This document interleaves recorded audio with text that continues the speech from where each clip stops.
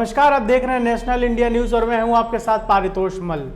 अनुसूचित जाति के वो लोग जो बौद्ध धर्म अपनाएं और वो लोग जो बौद्ध धर्म को नहीं अपनाएं, हिंदू शेड्यूल कास्ट ही रहे, इन दोनों लोगों में क्या फ़र्क है, किनकी ज़िंदगी बेहतर आया है और सबसे बड़ी बात कि हिंदू धर्म से बौद्ध धर्म अपनाने के बाद शेड्यूल कास्ट की ज़िंदगी में क्या परिवर्तन आया है, इन सभी मसलों पर हम इस रिपोर्ट में बात करेंगे और जानेंगे।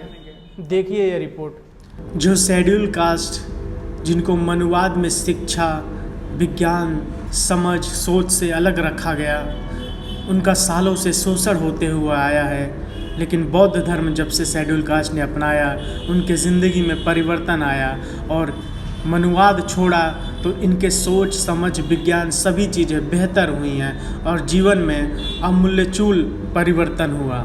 और एक वजह यह भी रही है बौद्ध धर्म अपनाने का, डॉक्टर अंबेडकर के वजह से भी परिवर्तन हुआ, क्योंकि बाबा साहब का आंदोलन बौद्ध धर्म को लेकर चलता रहा है, वो भी तकरीबन 50 साल। उसमें ये बताया गया कि आप मनुवाद धर्म में रहते हैं तो शेड्यूल कास्ट की कितना नुकसान है, जिसके बाद उनके विचार परिवर्तन हुए हैं और शेड्यूल कास्ट बौद्ध धर्म में जाने के बावजूद दोबारा मनुवाद में नहीं फंसे और न फंसने की वजह से विचार, शिक्षा सब चीज़ बढ़ा और पूजा पाठ, व्रत, भूखे रहना देवी देवताओं के लिए, इन सभी चीज़ों से महिलाएं दूर रहने लगी। महिलाएं दूर रहने लगी तो बच्चे भी दूर रहने लगे और पूरे साल मनुवाद के अंदर हर दिन डर खौफ से जीना होता है। जैसे ही बिल्ली रास्ता काटे तो अशुभ माना जाता है, अमावस्या में कोई खाना खाए तो ये होगा, तमाम अंधविश्वास। आज बादल पड़े हैं तो ये होगा, आज ग्रहण लगा तो खाना खाना उस समय अशुभ होगा, और भी तमाम चीज़ें जो डर और खौफ पैदा करता है। डर इतना ज़्यादा बढ़ जाता है कि कुछ भी ये लोग नहीं कर पाते, न पढ़ने की सोचते हैं और ना ही कुछ करने की। ऊपर से इनका इतना शोषण होता है, सामाजिक उत्पीड़न होता है और शिक्षा के रास्ते भी बंद हो जाते हैं। ये सभी चीज़ें जानने के बाद पता चलता है कि जो अंबेडकर का आंदोलन और बौद्ध धर्म के जो खुद अपने मूल्य हैं, उनके वजह से लोगों को मनुवाद में तबाही जैसा महसूस हुआ है और शेड्यूल कास्ट धीरे धीरे इसीलिए बौद्ध धर्म को अपना रही है। ऐसा कहना है डॉक्टर मनीषा बांगर का, जो एक सामाजिक चिंतक और राजनीतिक विश्लेषक हैं। बामसेफ की पूर्व उपाध्यक्ष भी रह चुकी हैं मनीषा बांगर। वो आगे कहती हैं, तमाम वो लोग भी जो हिंदू धर्म छोड़ बौद्ध धर्म अपना चुके हैं, इसके अलावा जो लोग पढ़ लिख के आगे जाते हैं, विज्ञान का रास्ता लेते हैं, अपनी सोच को पैनी करते हैं, तो अपने आप वो बौद्ध के रास्ते पर चलने लगते हैं। उन लोगों को बताना भी नहीं पड़ता कि मनुवाद त्याग देना है, क्योंकि उनका मन ही उनको बताता है कि मनुवाद का रास्ता ठीक नहीं है।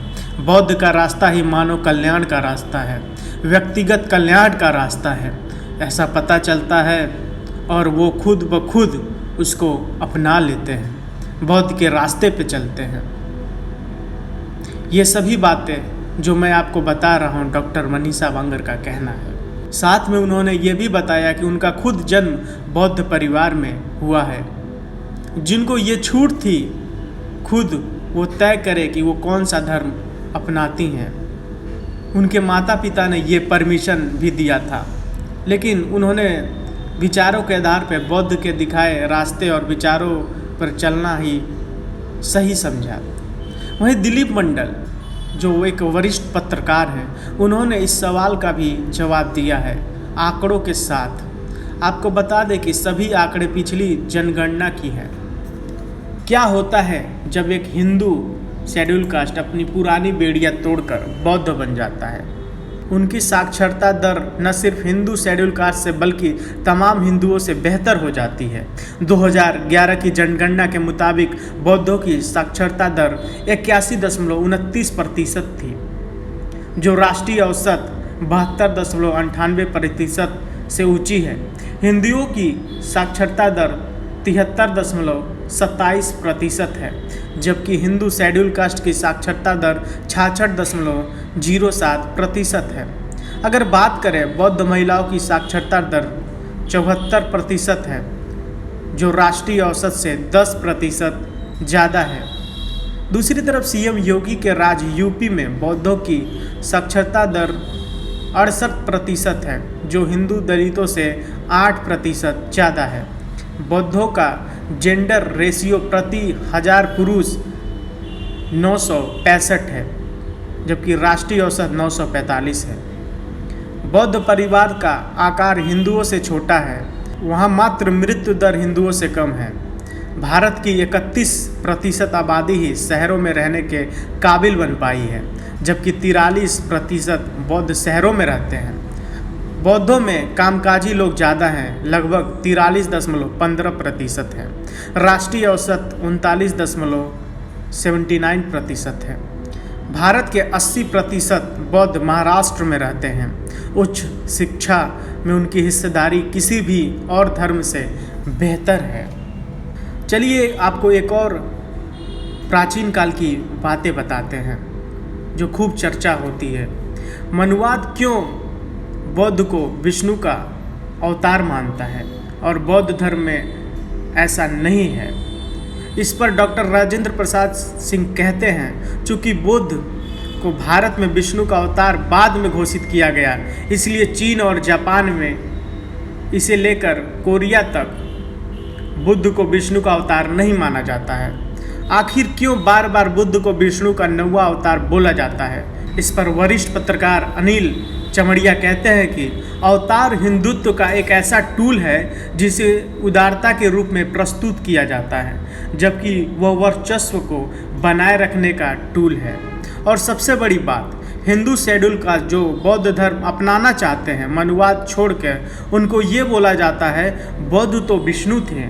इसलिए कई लोग वर्चस्व के टूल का नहीं समझ पाते और वो खुद का शोषण कराते हैं, जीते रहते हैं।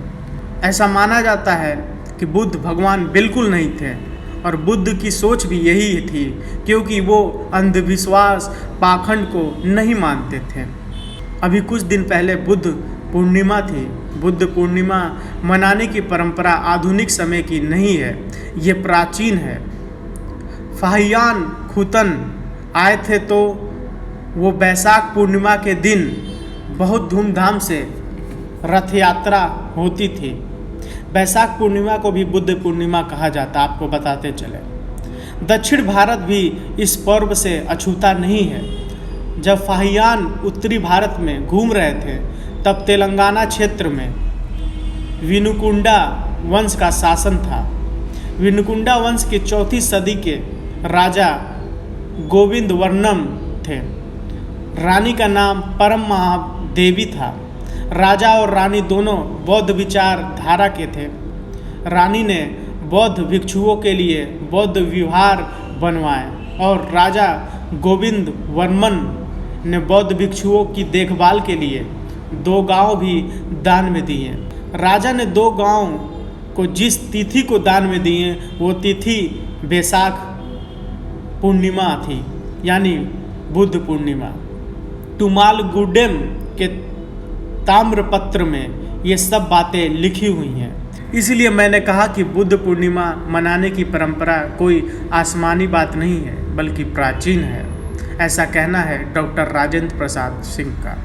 इन सभी बातों को सुनने के बाद, सभी तथ्यों को जानने के बाद, और जो समाज में शेड्यूल कास्ट के साथ शोषण हो रहा है उसके बारे में जानने के बाद, आप अपने विचार कमेंट बॉक्स में बताएं।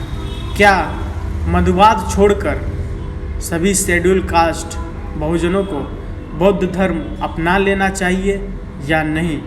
और सबसे बड़ी बात, शेड्यूल कास्ट इस विषय पर क्या सोचता है? बौद्ध के रास्ते पे चलना उनके लिए बेहतर है कि नहीं? खुद आप कमेंट बॉक्स में बताएं। ये वीडियो अगर आपको पसंद आया हो तो इसे लाइक करें, कमेंट करें, शेयर करें और हाँ, हमारे चैनल को सब्सक्राइब करना ना भूलें, ताकि देश विदेश से जुड़ी खबरें आप मिस ना करें। क्योंकि कोरोना काल में 2 गज दूरी, मास्क है जरूरी। नमस्कार।